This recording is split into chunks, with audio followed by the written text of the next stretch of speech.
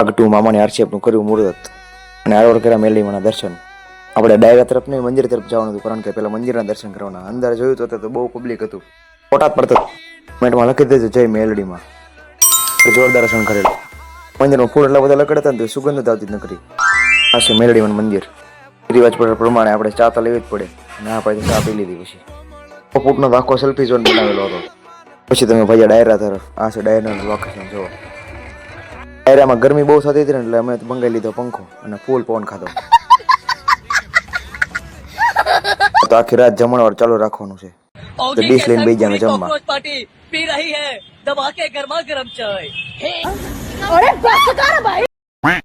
તો મામાના આરસીએફનું કરી નાખ્યું મુહૂર્ત, અને જેનું નામ છે જેવિન છવન ભાવનગર. ઉપર મોબાઈલ નંબર આપ્યો છે, કોન્ટેક્ટ કરી નાખજો તમારી રીતે. ડાયરાનો કાંક આવો નજારો દેખાતો હતો.